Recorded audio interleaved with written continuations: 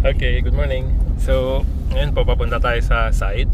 And nakaupo tayo ngayon dito sa likod. So, isi-share ko lang po sa inyo yung karamihang tinatanong ng iba kung matagtag ba. So, again, yung point of comparison ko po ulit is based sa Raptor. Kasi hindi ko pa na-try sa ibang mga pickup trucks.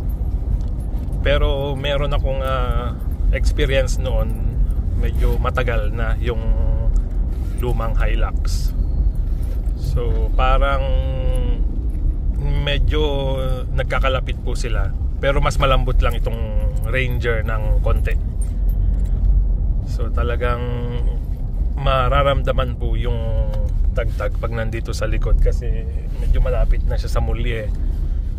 And ang isa pong ginagawa ng mga kasama natin pag long drive, so nagdadala po sila ng counterweight sa likod. So siguro mga isang sako ng graba S1 para lang may mag-compensate sa likod, hindi siya masyadong matalbog. Pero ngayon po kung titingnan natin, halos wala tayong dala. So talagang from dito sa likod ramdam yung tagtag niya. Hindi lang dahil sa lubak po yung daan, kundi yung uneven surfaces ng road. So mararamdaman po yung mga galaw na yon. So anyway, kung titignan din natin ulit, itong pickup truck na to is dinesign siya as a workhorse. So yun po yung design penalty, dahil kung comfort ang hahanapin natin, pupunta tayo sa higher grade ng pickup, which is katulad ng Raptor na tinatawag nila na lifestyle truck, kasi pinag-combine na yung comfort, style, and performance. Pero ang design penalty naman po ng Raptor is limited na yung cargo capacity niya versus dito sa Ranger. So itong Ranger, nung kinargahan po namin ng 1 ton na bigas, medyo sumagad po yung mulye. So yun, unfortunately hindi ko nakuhanan ng video. So sa next time na magkarga po tayo ng 1 ton na bigas, tatry ko pong kumuha ng video. Pero pagdating po sa Raptor, nasa 600 na lang ang capacity ng cab niya.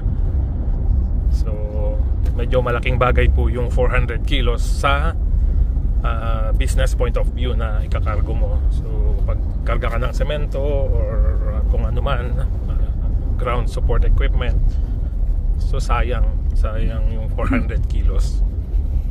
So yun po yung pag-iisipan natin kung kukuha tayo ng pickup. Ang number 1 na sasagutin natin is, saan ba natin gagamitin yung pickup?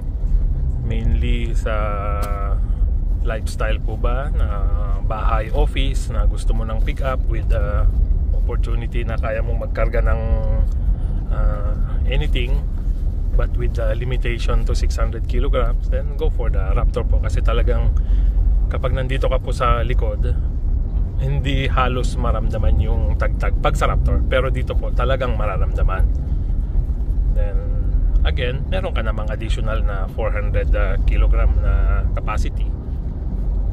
So pag pang trabaho talaga, kargahan, then mas nire-recommend ko po itong Ranger. And kasi naka-design siya na pang business, pang trabaho. And then cost wise, half the price po, dahil 2 million plus na yung Raptor ngayon, and ito is nasa 1.2. So magkakaroon ka ng dalawang pickup sa isang lifestyle pickup. So yun po yung mga bagay na number 1 na i-consider natin bago po tayo kumuha ng sasakyan pag sa usaping pickup trucks. Okay? So ang speed po natin is nasa 53, 49 to 50 kilometers per hour, and yun po. So sorry kung matagtag itong video natin kasi talagang medyo may katagtagan po rito sa likod. Okay? So, kuya dun sa next na kanto, then turn left tayo sa may irigasyon. Okay? So, space wise, maluwag po rito sa likod. Lalo pag kahit sa mga medyo matatangkad po, walang problema sa space. Okay? So, yun lang po at salamat. Agad kabibili pa lang, in-upgrade niya yung Ranger niya. Ito kaya, kaliwa tayo rito sa main canal. Main canal. Okay.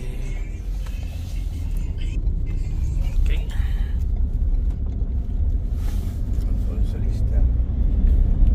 Ganda naman. Nagiging sailor na si ano si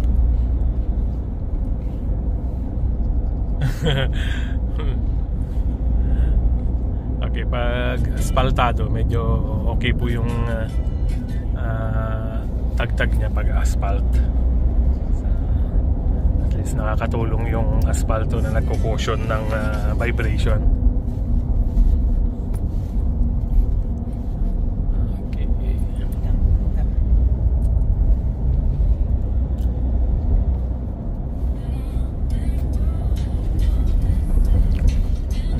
Pero tatay, sa harap kumusta naman po? Maganda naman ang kanya.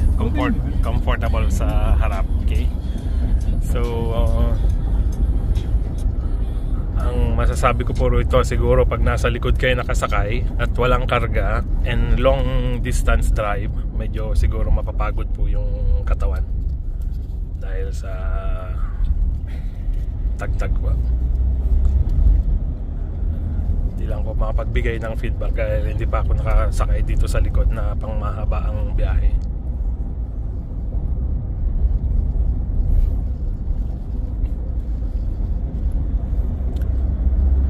So mamaya po pag pumunta tayo sa rough road, ako itong kanto na to lang. Pupunta po tayo rito sa crusher.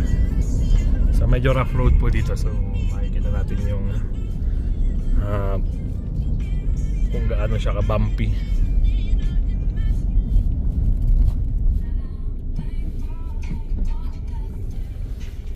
Kanto dyan, kuya. Ayun.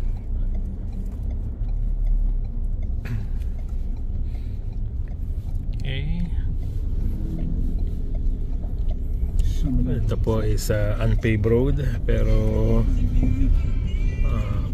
meron naman po siyang graveling. Okay. Yung road condition, yun nga po, talaga ramdam po siya.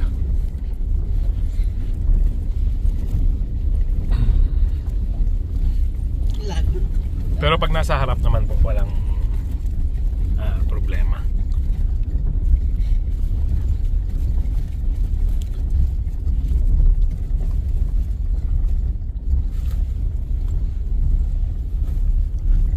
Ang isang mangyayari lang po pag gusto nyong maglagay ng counterweight, so every time na maglalagay kayo nun, nagdadagdag siya ng load.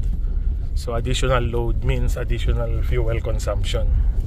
So yan po yung penalty naman para makakuha ng additional na comfort. Dadagdag na lang ng, hindi naman po siguro ganun kalaki yung fuel consumption na madadagdag. Okay, kaliwa na lang tayo rito. Okay, so ito po is daanan ng mga malalaking truck. Okay, so dito na po tayo sa destination natin, and yun po yung ating review ng suspension niya pag nakaupo po tayo rito sa likod. Free cast tatay na ano. Salamat po.